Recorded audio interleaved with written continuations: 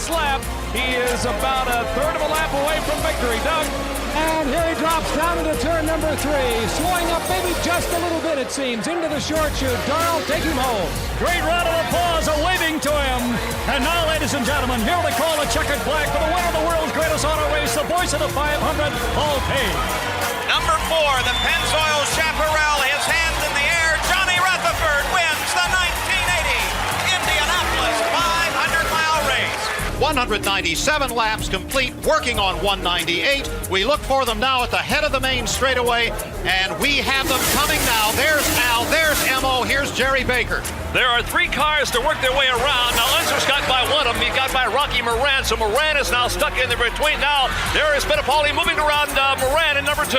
They got slower traffic in front of them now. Al trying to get to the outside to pass Emo right behind him. Emo moves to the outside down in front of Howdy Bell.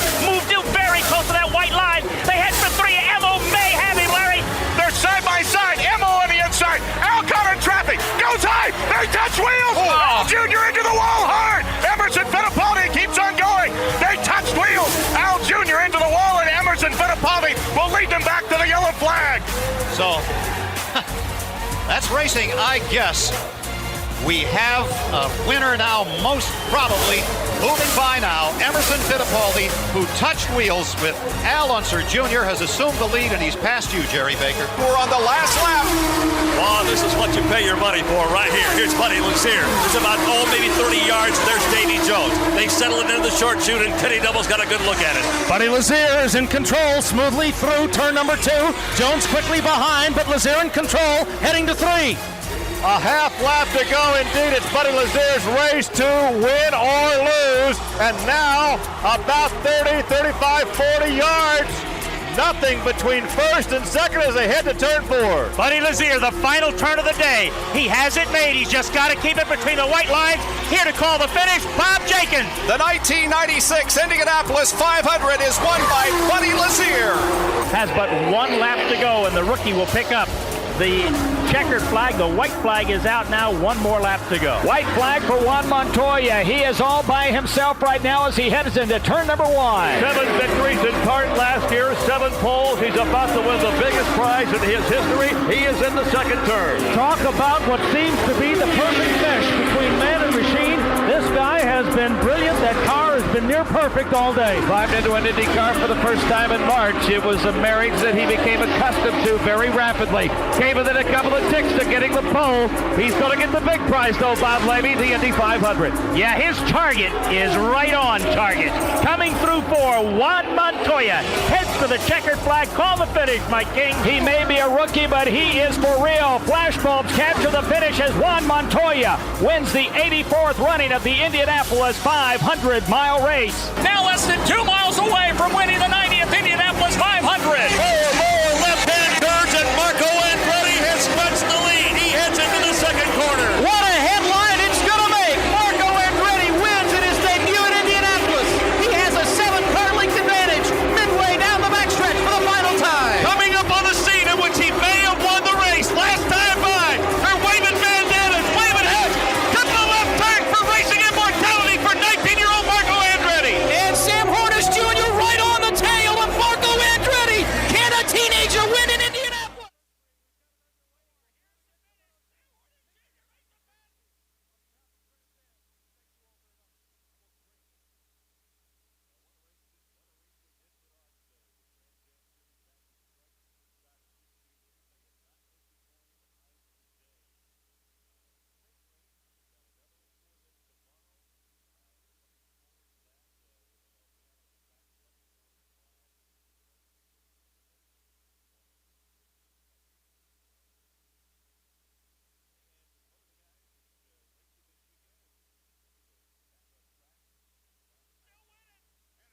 Darts in, moves to the outside as they get the white flag. 1 to go, Jerry. They are side by side. Elio looks to the outside. Elio will have to take the number 2 spot. He's right on the rear wing of Brian Hunter Ray. Hunter Ray looking for number 1. Elio Castroneves looking for win number 4.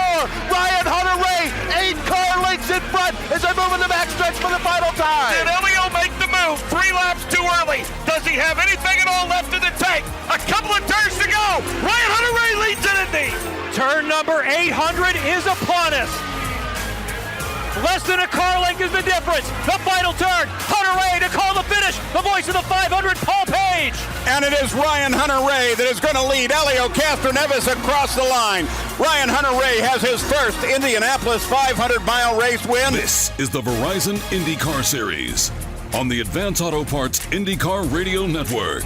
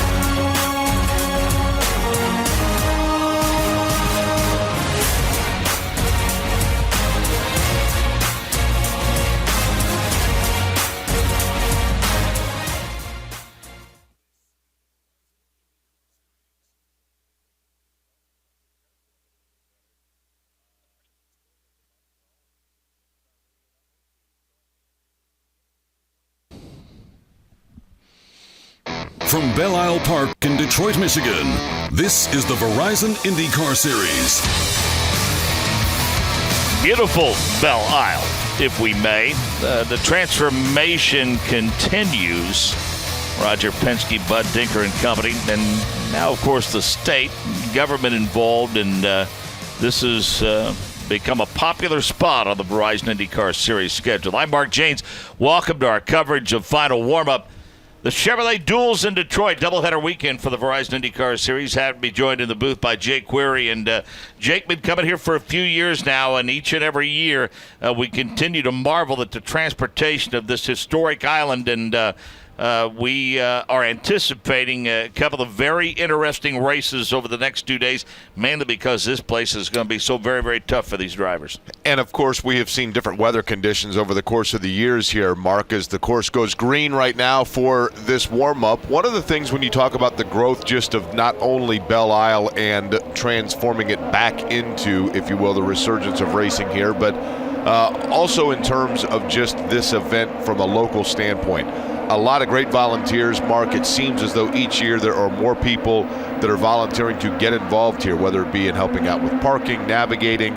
And then in addition to that, the local media coverage, to me, it seems as though with each year, it's created more of a buzz. Local radio shows broadcasting live from here, local television shows. Dave First was a part of that in terms of the ABC affiliate doing pre-race shows. So this certainly is something that each year that we have come has become kind of a destination point, I guess, on the calendar, if you will, for the people in Detroit, which is cool to see. Yep, total buy-in for sure. But interesting to note, Jake, yesterday after practice and qualifying, these drivers talking about how rough this place is, how physically demanding it is. We heard drivers say that the bumps are so pronounced that their feet are flying off the pedals. They know that their hands are going to be blistered up after running 2 races here over the course of the weekend. All of those things come together to create an interesting scenario for today's race, and in an effort to take you, the fans, closer to exactly what these drivers are feeling. I know on IndyCar.com they posted a really cool video, in-car camera shot with Connor Daly as he takes you on a ride around Belle Isle Park. And again, go to IndyCar.com. It's right on the home page. You'll see it as soon as you open up that screen, and it'll say Visor Cam, a bouncy ride around Raceway at Belle Isle Park. So check that out. That'll give you an idea just exactly what these drivers are going to be dealing with over the next 2 days. Well, after some issues, driving without fifth gear for most of the Indianapolis 500, Simon Pagenaud, we thought maybe was going to come back down to earth a bit, Jake, after winning 3 straight races. But lo and behold, when the dust settled, he was P1 after qualifying yesterday. Yeah, he obviously has been on rails. And clearly, Simon Pagenaud, just in that acclimation period with Team Penske, let's face it, that's complete now. And what we're seeing is what we thought we would see in one of the more talented drivers in the Verizon IndyCar Series, working his way through and now joining one of the true elite teams. And Mark, when it comes to the Indianapolis 500, the thing about that race that makes it so unique and has made it so great is you always have that 1 or 2 drivers that it just isn't their day. and Simon Pagenaud, that was the case, but it certainly is no indication as to right now the symmetry that he has with that team and the way they've been able to click at virtually every venue where we've gone. He'll be joined on the front row by his teammate Elio Castroneves, who's led over 200 laps in his career here at Belle Isle. A couple of good ones covering pit road for us this morning, Nick Yeoman. But first, let's say good morning to Dave first. And Dave, maybe not the abundant sunshine that we had this time yesterday, but still a nice day at Belle Isle. Not bad this morning, waking up and driving out to Belle Isle here in downtown Detroit. 77 degrees, air temperature, track temperature starting to heat up at 79. The humidity level feels higher than it is. It's only 46% humidity here. That's expected to go up just a tad. Most of the cars just completing their installation laps right now, so we expect to see everyone back out on the race course here momentarily. 2.3 mile, 14-turn layout here on the streets of Belle Isle. Nick Yeoman. I'll tell you what, Dave, what a great day we have in store for us here at Belle Isle. Already saw a lot of fans making their way into the racetrack. In fact, some of the grandstands here on the front straightaway starting to fill up, so I think we are in store for a great day of racing for race one a little bit later this afternoon. Happy to be joined by David Storvik, who is from our friends with IndyCar Ministries. They do some great work all throughout the season with IndyCar. Tell us a little bit about, for those that are listening over the public address system here in Detroit that aren't familiar with IndyCar Ministries and the services that you guys provide this weekend. Yeah, we're here all weekend with our chaplains, and we have a priest on site as well. So we're here for the drivers and crews. We'll be praying with every driver before each of the races this weekend, since it's a doubleheader. And we're also there in case there's an accident. We're also holding chapel services tomorrow morning. We have a Catholic Mass at 7:30, a chapel at 8, and that's in the casino building, second floor. But the public's welcome to come to that as well. 350,000 plus people in the Indianapolis Motor Speedway last week, and I know IndyCar Ministries had a strong presence at the Indianapolis Motor Speedway. How did everything play out for you guys? It went really well. We did a total of 8 services on race morning, so we were pretty busy right up till race time. But we had a great turnout at our chapels and the fan chapel service as well. And so it was pretty exciting to be a part of that event as well. And for fans that are going to make their way out to maybe Texas or listening across the country that are IndyCar fans and have already bought tickets, are going to be coming to a race weekend. You guys are at every race weekend, correct? That's correct. We're at every race. And all our chapel services are always open to the public. So if you're at a racetrack, we'd love for you to stop by and see us, say hello, and attend one of our services. Well, David, you guys do some great work. We always appreciate talking to you. Thank you so much. All right, thank you, guys. That is David Storvik, Mark, from IndyCar Ministries, doing some great work here every weekend. Final warm-up session before race number 1 rolls off the grid around 3 p.m. Eastern. That's when our coverage begins. We hope you are with us all throughout the weekend. In fact, this final warm-up session, we're about 10 minutes into it already. Alexander Rossi, the winner of the Indianapolis 500, is P1. Then Gabby Chavez, Ryan Hunter-Reay, James Hinchcliffe, and Joseph Newgarden. The best drivers on earth aren't going to push the limits of man and machine riding on just any old piece of rubber. Which is why Firestone is the tire of the Verizon IndyCar Series. So when it's time to celebrate the 100th running of the Indy 500, no one knows more about celebrating than the tire that has more Indy wins than anyone else. Because at Firestone, we don't just make tires. We make champions. Whatever you drive, drive a Firestone. From the Firestone broadcast booth at Belle Isle, this is the Verizon IndyCar Series.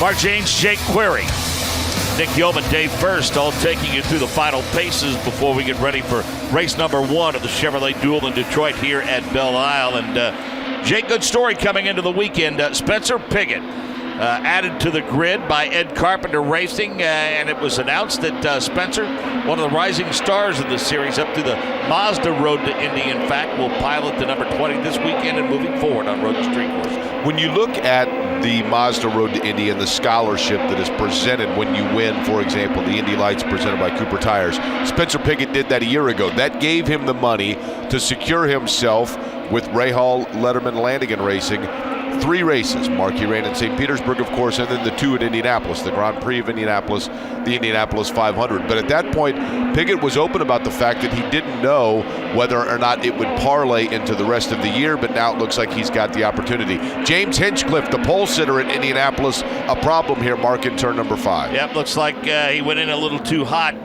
Jake, and spun it around and I think made light contact with the wall. Don't know if the car's heavily damaged yet. He hit that curbing, which upset the balance of the race car, and he bumped that wall ever so slightly. A small piece of the rear wing assembly came off of the race car, and Jake, we're hopeful that that's just the bolt-on kind of damage. It looked like he had scrubbed all the speed off, and he was in, quite frankly, a very low-speed portion of the course when that car, the balance got upset. I'm telling you, the tricky thing, I think, and Davey talked about it yesterday during our qualifying show, Mark, the tricky thing about this track when you have a lot of concrete, which obviously they're riding on right now, when you get the different rubber compounds from the different series that are running here, and then throw in the fact no precipitation, so it's not like it's a green track and it's been washed off. So you get, I think it gets really slick in areas. That 5-6 combo, Mark, there is no doubt about the fact that there is a balance issue in terms of the middle of the track, and it gets very bouncy. You talked about the physical nature of this course, and absolutely, I think in that case, the car just kind of skipped out on James Hinchcliffe. You get a little bit loose, and then, as you'd mentioned, contact on what looks to be the rear left side of that machine. Newgarden, a lotion among those, Jake, that popped around that corner. Whoa, that's not supposed to be there. And a lotion had to react pretty quick, yeah. Yeah, no question.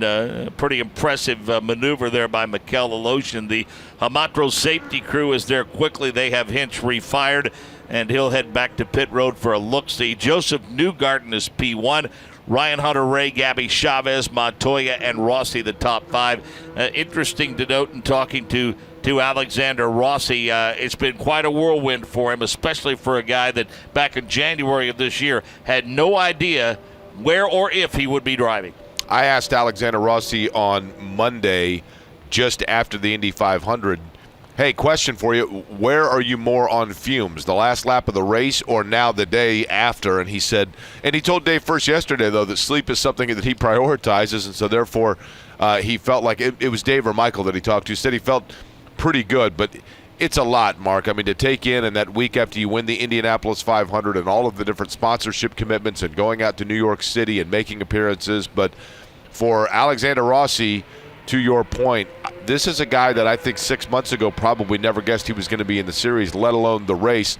The nice thing about it is I do think that this now, and I think about Dario Franchitti, Mark. When Franchitti first came to Indianapolis, he made no bones about the fact that he didn't fully comprehend and grasp what it truly meant. And, of course, now is one of the great champions and spokes guys about the Verizon IndyCar Series and that race itself. And I think Rossi is the same way. He didn't maybe comprehend fully everything that went into it going into the race, but now that he's won, he's grasped it, he's seen it, and I think that has created in him the desire to want to be back next year. James Hinchcliffe brings that car back onto pit road. They're going to have to take a long, hard look at the rear of that machine, and I think it's on the left side, the driver's side, on the rear, Mark, where they're going to have some balance issues to certainly examine. Well, they're just they're going to remove the rear wing assembly. And Dave First, we thought it was bolt-on stuff. That's the way it looks from our vantage point. Yeah, and that's the way it looks from my vantage point as well. In fact, they didn't even hesitate to look, see exactly what the damage was on that left rear end plate there on the rear wing. They immediately exchanged that out for a fresh rear wing. So it's going to be fairly quick for these guys. We expect to see James Hinchcliffe back out there momentarily. Simon Pagenaud, Elio Castro-Neves on the front row. Juan Montoya, James Hinchcliffe set up shop in row number 2. Montoya's another guy who had somewhat of a forgettable month of May at the Indianapolis 500, Jake. You know, I was talking with Davey Hamilton, our driver analyst, yesterday, and he was telling me that Montoya told him from the very beginning of the, we say the month of May, but obviously the week of practice and into qualifying, he said from the very beginning Montoya was saying that the car was just off. And I think that comes down to the fact when you have a team like Penske that has multiple cars within the team itself, Chevrolet, Mark, at the beginning of the year we talked about the gap, and it appeared as though Chevrolet had created some distance between themselves and Honda. Honda's done some great work to try to close that gap, and then maybe even surpass Chevrolet, and I think it caused Chevrolet in the aero kits of those Chevy engines, especially on a team like Roger Penske's that has a number of different setups to which with which to experiment. I think Chevrolet was trying out, and Team Penske was trying out some aero kit things with Juan Montoya that, quite frankly, just didn't work out for them. And sometimes you're the guy on the team that gets the perfect sweet setup, and sometimes you're the one that something missed. And with Montoya, there's no doubt about the fact that they missed over the course of that week. A driver who did not miss, other than the fact he didn't win the Indianapolis 500. He finished second, but was not joyous over that. The second time that he's finished second in the last couple of years, in fact, and made a very bold statement saying, I will win this race someday. How about the month of May that Carlos Munoz had? Yeah, I'll tell you, there are certain guys that just take like a duck to water at the Indianapolis Motor Speedway. And Mark, who he reminds me of, is a guy that was somebody he looks up to, a fellow Colombian in the form of Roberto Guerrero, who was second, third, fourth, and second in his first 4 Indianapolis 500s. Carlos Munoz now in his first 4 also has a pair of runner-up finishes. He started on the front row. He absolutely knows his way around that place. And Mark, it's hard to argue with him when he says that eventually he's going to win there. Like Tony Kanaan said, hey, let's slow your roll a little bit here. It takes some time, and there's a lot of luck involved. But Munoz absolutely has put himself in position where at that particular track, it's hard to say he's not going to be a contender for a long time to come. First couple of races of the season, we did some head scratching over the woes experienced by Andretti Autosport.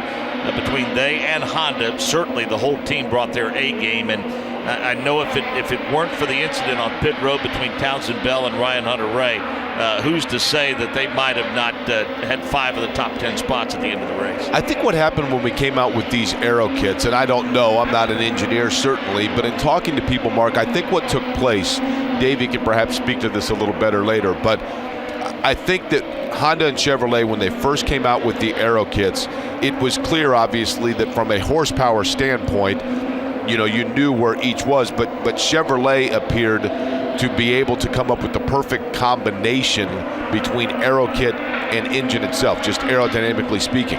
Honda was a little behind the 8 ball there. Then suddenly now, whether it be that they had the horsepower to make up or whether it be that they had the aero kit to make up with, what I'm saying is they clearly hit on one but not the other a year ago, and now have been able to put both of them together, and we're seeing what they truly represent, and they've made up that gap. And Mark, I think it's the story so far of the series, because at the beginning of the year, that was the narrative was, well, there's no competition here between Chevrolet and Honda. And now all of a sudden, what a difference a month makes. It's completely flipped, and we're looking at Chevrolet in what appears to be, not just as I say that, Joseph Newgarden the fastest on the chart right here, but we absolutely have seen Honda flex a muscle, and Andretti Autosport has a lot to do with that. Continuing our final warm-up session here at Belle Isle in Detroit, and Jake, want to give folks a little preview as to a new feature that we're adding during our race broadcast here at IndyCar Radio, something you'll be doing, an opportunity to literally better get to know the drivers in the Verizon IndyCar series. Yeah, I give you credit, Mark, in thinking up this idea, and I think it's a good thing to do. The reality is we know all of these drivers in the car. Fans of the Verizon IndyCar series, whether you're a fan of Mikel Aloshin or a fan of Simon Pagenaud or of Scott Dixon, you know about what they can do in the car. But what things maybe there's a driver that you're not as big a fan of on the track, but then you hear something about him and find out, we've got this in common. We're fans of the same baseball team, or we enjoy the same kinds of food. So we'll just take a minute and a half, 2 minutes or so with some of these drivers over the course of the season to ask them those questions that are a little bit away from the norm of what they normally talk about in the form of auto racing and what it is away from the track that they enjoy. Yeah, we look forward to that in conversations this weekend with Takuma Sato and Max Chilton. Also want to let you know that our centennial moments are going to continue with the historian of the Indianapolis Motor Speedway, Donald Davison, a near miss in 7 as Mikel Aloshin has it pointed the wrong way. It's still rolling. He's to the bottom side, and I think out of harm's way. He'll spin it around and now roll harmlessly away. So a bit of an interesting moment in a series of interesting moments for Mikel Aloshin this weekend. But yeah, the centennial moments with Donald Davidson are going to continue, and we're going to use those to kind of remind folks that Indianapolis Motor Speedway is going to continue on past 100 years, and we're going to start to prepare you for the 101st. A near miss for Spencer Pigot as he almost clipped Mikel Aloshin when he came around turn 7 and found him pointing the wrong way. Juan Montoya is P1. Pagano, Dixon, Newgarden, Hunter Ray, the top 5. Connor Daly, Castro Neves, Sato, Bourdais, and Ray Hall, your top 10. Final preparations for race number 1 to the Chevrolet Duel in Detroit at Belle Isle. The best drivers on earth aren't going to push the limits of man and machine riding on just any old piece of rubber. Which is why Firestone is the tire of the Verizon IndyCar Series. So when it's time to celebrate the 100th running of the Indy 500, no one knows more about celebrating than the tire that has more Indy wins than anyone else. Because at Firestone, we don't just make tires. We make champions. Whatever you drive a Firestone.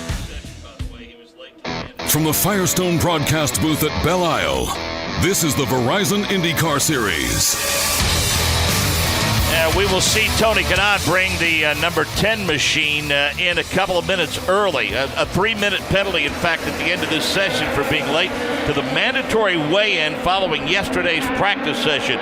More on Tony Kanaan in this session from Dave First. Yeah, not to get too inside baseball here, but I thought it was interesting. We were watching Kanaan out there earlier practicing on the alternate reds, which, let's be honest, you really don't see that, certainly in a warm-up situation. You never see it in a practice situation. I had a chance to chat up with Barry Wanzer, who was busy actually calling the shots for TK as he was out there in this 2.3-mile layout, and say, hey, I notice you're on reds right now. And he just kind of shook his head and as if to say, we've got a lot of work to do finding the correct balance on these reds. And I've heard that up and down pit road yesterday during qualifying, that when these guys slapped on the alternate reds, the balance of these cars really went away to the point where they were all scratching their heads. So interesting here in this 30-minute practice session, although a little shorter for TK after he's penalized 3 minutes for missing that mandatory weigh-in. But they're scratching their heads trying to figure out exactly what they can do when they have to go to the reds later on in today's race. Nick Yeoman? Yeah, I can echo that sentiment, Dave. I've heard from a couple different drivers that have said that the later in the runs that you get on those red tires, boy, the grip just goes away, and they certainly start to give up quite a bit. So that's going to be something interesting to watch later today. A few notes, just saw Juan Montoya, his car's parked on pit lane. Verizon Team Penske's been working on the rear of that race car. They're working on the suspension, trying to find a little bit more rear grip. Mikel Aloshin has not made his way back to pit lane, just about got in the runoff area there. A spin that he had moments ago. That's the third of the weekend. He had 2 spins yesterday, one that had contact with the turn 7 wall. So certainly it's been an interesting weekend for Mikel Aloshin. And standing in the pit box of Scott Dixon, waiting to see if the driver of the Tarka Chip Ganassi Chevrolet was going to come to pit lane. There was a report that he might have brushed the wall, but no movement down in the pit lane to jump over the wall and wait for that car to come into pit lane. So everything appears to be okay, Mark, with our defending Verizon IndyCar Series champion, Scott Dixon. Pagano, Montoya, Connor Daly, P3. The aforementioned Scott Dixon, Ryan Hunter-Ray, Ray Hall, Power, Newgarden, Munoz, and Bourdais, your top 10. 11th quick Elio, 12th quick Sato, 13th quick Chavez, 14th Kimball, 15th Andretti, 16th Spencer Pigot, 17th goes to Alexander Rossi, 18th Jack Hawksworth, 19th Mikel Aloshin, who is having more woes, and it seems like he is having a hard time with turn number 7. This is about the 3rd time he's had an issue there. He is wearing out those brake rotors for sure. Tony Kanaan is 20th quick. Then James Hinchcliffe, 21st quick. Max Chilton, 22nd quick. Jake, when we get to race number 1 this afternoon, tell folks about your vantage point high atop turn number 6. It is just to the outside of turn number 6. That's a right-handed turn, and it comes very shortly after that turn 5 where we saw James Hinchcliffe get loose, which is a left-hander. So they take the left-handed turn number 5. It's only about 100 yards or so before they then have to make that right-hander that is turn number 6. There is a pure Michigan bridge that they go underneath, and that leads to kind of a kink that becomes turn number 7 on a long straightaway. They then go into Nick Yeoman's view at that point, but it absolutely gets a little bit slick down there in turn number 6, so it's going to be a lot of fun to watch. One of the guys I saw walking around yesterday, the concourse here at Belle Isle, is a two-time winner of the Indianapolis 500, and he's with Dave First. Yeah, an opportunity to catch up with Arie Luyendyk, who's out of race control, just kind of walking around, checking things out. You and I were talking about the street layout here in Detroit. You drove on this race course, a little slightly different configuration back then, but you were commenting how fast these guys are going around these corners here. I mean, the track is still really bumpy and it's very physical for these guys, but what makes it more physical now for them than it was for us then, that just the cornering speeds, has elevated. They're so quick through the turns, they have so much grip, they can get back on the power so quickly that, it makes it even obviously faster. It's going to make it more difficult to pass, and it's more physical. So all around, it's it just shows you the progress, if you want to call it that. The cars have less horsepower than we had back then, but they're going quicker almost everywhere except on the super speedways. They're also got a heck of a lot more downforce as well. So. They've got more downforce, and they're cleaner through the air. So with less horsepower, they still almost go as fast on the straightaway. So it's interesting to see that. I think if you would ask the drivers for less downforce, they probably would agree with that. I got to ask you, going back to last Sunday, I saw you out there pre-race, hopping in one of your winners, driving around the race course once again. You weren't even wearing a helmet, which I mean, your hair was flowing again. I mean, it was like the old days of Arie Luyendyk, Well, we're doing maybe 50 miles an hour. Well, yeah, but still. So we're not gonna. It was unlikely for somebody to roll over and hurt themselves. So.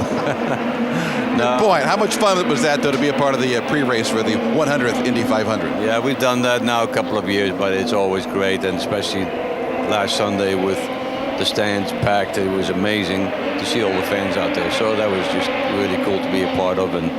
But to me, the 100th running was obviously a momentous occasion, but any Indy 500 is just amazing. So to be part of it for all these years is just, I still pinch myself that I'm part of this great family of IndyCar drivers and the whole IndyCar circus, which is just my home, basically. It is a very unique fraternity, and it's a pleasure knowing you a part of. No, exactly. I mean, and you become part of it, and it's like one big family, and we're all blessed to be able to do what we do, because this is pretty exciting stuff. Amen. Now get back to work, will you? I'm looking at the pit lane configuration, how it's going to be really tough for these guys to leave and enter the pits without, making contact. So that's kind of what we're looking at here, because, sometimes we look at the rules and the penalties, but you also have to consider the circumstances, and these pits are pretty tight. Have a great day today. Arie Luyendyk, two-time champion of the Indy 500, works up in race control, calling the shots a little bit, guys, and always good to chat up Arie Luyendyk here on pit road. I think that's like 13, Jake, the number of Indy 500 wins we visited with this weekend during our shows, adding the two of Arie Luyendyk. It's funny whenever I come to a racetrack, Nick and I will do this a lot, play the trivia game of, all right, how many 500 wins were on the grounds today? And, you look around and you see it. And Mark, admittedly, I'll say this. There are times we do what we do for a living. We're very lucky to do so. But there are times where, and yesterday I thought of it when Arie Luyendyk walked past, when you think to yourself, man, I had a lot of fun watching these guys in a race car and cheering them on, and never dreamed or imagined that the day would come where, on a very peripheral part of it, we'd be working within the same bounds or the same ring or arena of what they do to watch the next generation of drivers, and that's exactly what we're doing. Remember a couple of years ago when we were in Edmonton, he jumped in our rental car with us and rode to the hotel. You want to talk about nerves? I mean, I'm driving a two-time 500 winner in a rental car to the hotel, and he's sitting in the back telling you to pick up the pace, right? That's right. Let's go. Yeah, and I, as a fan, and this is totally as a fan, you've got a pretty impressive piece of memorabilia that you have assembled. And folks, I can vouch for the fact that he will never, ever in a million years sell it.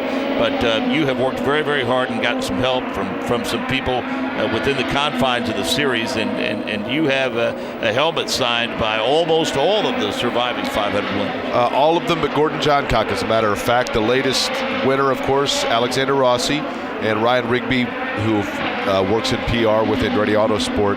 yesterday. I gave it to her, and she had Rossi sign the top of it. He put his name on that winner's helmet, and I thought it was cool. He signed it Alexander Rossi, and underneath it put 100th, which is pretty cool. Dave first. I gotta ask you, Jake, did AJ sign that helmet as well? An excellent question, Dave. AJ Foyt has not signed the helmet. He signed a winged wheel sticker, which goes over the visor. Because AJ Foyt was very worried that he won't sign helmets. He actually told me he won't sign them because they always end up on eBay, he said. So I did have Bobby Rahal personalize the helmet to Mark's point. When Rahal signed it, I did have him put to Jake, and I had him put it on that to kind of prove to the point that it's not something that I would ever sell. Well, we learned yesterday AJ doesn't leave his winner's rings in hotel rooms. That's exactly right. We did find that out yesterday. Yeah, he was wearing it yesterday for sure. Just a couple of minutes left in this session. Joseph Newgarden, Dixon, Hunter Ray, Pagano, and Montoya the top 5. Connor Daly is 6th quick. Bourdais, Castro Neves, Rahal, and Power the top 10. Munoz is 11th quick. Piggott is 12th quick. Rossi 13th quick. Sato 14th quick. Kimball 15th quick. Then Chavez, Kanaan, Alosian, Hawksworth, Chilton, and Hinchcliffe. Again, Kanaan late to weigh in post-practice yesterday. He will have to sit out the final 3 minutes of this session. And Jake, let's face it, your first goal, I think, as a team going into this session is to make sure that you get through it without incident, and accept a rear wing assembly replacement for Hinch. I think most of these teams have crossed off everything on their checklist in this final 30-minute session. Yeah, and I think it's interesting that we pointed out earlier also, when you look at teams that are actually using some of this time to go out and get more time on the alternate softer compound red tires. We do not usually see that in a morning session. Castro Neves did it, Kanaan did it, Alosian did it. So, Dave's onto something there. They feel like there still is something to be learned. And yesterday, keep in mind, we had one practice session and one qualifying session, and that was it, Mark. So there's obviously still a lot of information these teams want to know. But time's running out because we got a race today and then, of course, do it all again tomorrow. Elio will make his 14th start this afternoon. He has 3 poles to his credit. Narrowly missed a 4th yesterday. He's won it 3 times. He's finished in the top 3 4 times. He has 6 top 5 finishes, 9 top 10 finishes here at Detroit. He's led 247 laps. Juan Montoya, a brief but impressive run here. Montoya will make his 7th start this afternoon. He's led 152 laps here. He's led 3 times, has a couple of top 10 finishes, but no wins. And Jake, more woes in turn 7 for Mikel Alosian in the 7th. Out there on those red tires, and you wonder if maybe they just weren't getting the grip, or if he just simply, that turn for whatever reason is causing a bugaboo for him and he's getting in too late. He went into the runoff area, he managed to get that 7 car spun around, he's back on course. Well, the checkers flies on this session. We anticipate a lengthy debrief, and we'll see if we get the opportunity to talk to a driver or two. We'll let Nick and Dave keep us abreast of the situation here. We'll hang it around for a couple of minutes, and we'll give you the starting lineup for race number 1. We'll take the air at 3 p.m. Eastern this afternoon. In row number 11, Spencer Piggott and Jack Hawksworth. In row number 10, Marco Andretti and Gabby Chavez. Row number 9, Alex Rossi, the 500 champion. He'll be joined by Max Chilton. In row number 8, Ryan Hunter-Reay and Connor Daly. In row number 7, Sebastian Bourdais and Joseph Newgarden. Row number 6, Takuma Sato, Mikel Alosian. In row number 5, Will Power and Graham Rahal. Row number 4, Tony Kanaan and Charlie Kimball. In row number 3, Carlos Munoz and Scott Dixon. Row number 2, Juan Montoya and James Hinchcliffe. Starting 2nd, Elio Castro Neves. Simon Pagano is your pole sitter as cars continue to work their way around this circuit and start to head back to pit road. And Jake, let's face it, Charlie Kimball among those guys that, quite frankly, is probably not on the radar enough. I mean, his 2nd top 5 finish at the Indianapolis Motor Speedway, and he, quite frankly, with a good weekend here, is in position to battle for a points championship. And keep in mind, he also has a great team around him. That's not any slight to Charlie Kimball, but he's got the ability to look over telemetry from a couple of different guys. He's also had the ability to have a couple of veterans, as he himself a veteran, to learn from. One guy who is not a veteran, but clearly has a bright future in the Verizon IndyCar Series, now a full-time ride for the rest of the season with Ed Carpenter, Spencer Pigot, and he's down with Nick. Most drivers making their way back to pit lane. Spencer Pigot, one of the first to get out of his car. As a rookie, what do you make of this course? Because I've heard a lot of drivers say there's just nothing like Belle Isle and the bumps in this course, and having to learn on the fly. Yeah, it's pretty crazy. It's such a tough track, and then you got probably the toughest schedule of the year on top of that, so it's really challenging. But, just getting used to it slowly but surely. I mean, I think you saw in qualifying, all the new guys were kind of towards the back, and we made I think a good step that session up to, mid-pack or so. So, we'll just try and keep improving, but the Fuzzy's car is really good, so, it's going to be a tough race. As a graduate of the Mazda Road to Indy, you're kind of used to double headers. I mean, you did them in Pro Mazda and in Indy Lights. Is your approach different coming into a weekend when you know you have two races? You make sure extra special care to take care of the race car? Yeah, obviously you don't want to have a problem today on Saturday that can impact Sunday, but I think at the same time, we're all racers here in this team, and we all want to do well. So we'll just try and finish as high up as possible, see if we can do some stuff on the calls to try and get us some track position, but it's just a learning experience today, and I think tomorrow we'll be able to qualify a bit better and aim for a higher finishing spot. All right, appreciate it. That's Spencer Pigot. That brand new ride, Mark. New driver on the road and street courses for the rest of the season, and that Fuzzy's Ultra Premium Vodka Chevrolet for Ed Carpenter Racing. Been quite a year for Ed Carpenter Racing. Jake, let's face it, loses his partnership with Sarah Fisher. Wayne Carpenter decides to run the operation on his own at Carpenter Racing, and absorbs Joseph Newgarden into the fold, and now puts Spencer Pigot, a bright young American star, in that car on road and street courses for the rest of the season. That's a great commitment on the part of Fuzzies and Ed Carpenter Racing. And keep in mind, Ed Carpenter, we talked to him yesterday about this, Mark. He's also got a relationship with J.R. Hildebrand, another American from California, of course, and it's been a good relationship, and Hildebrand has put him in really good position at the Indianapolis 500. So, he said, look, I like having Hildebrand as well, but we couldn't get everything worked together. I really like what Spencer Pigot does. That has the potential to continue to grow as that Team America, as we call it. Dave first. Here with Tony Kanaan, who hopped out of the car a little bit early. What happened? You didn't make it to the weigh-in on time yesterday? Yeah, we were 3 minutes late to the weigh-in. They're serious about that stuff, man. Yeah, I was signing some autographs for some school kids, and it took longer than I expected, and I got a penalty.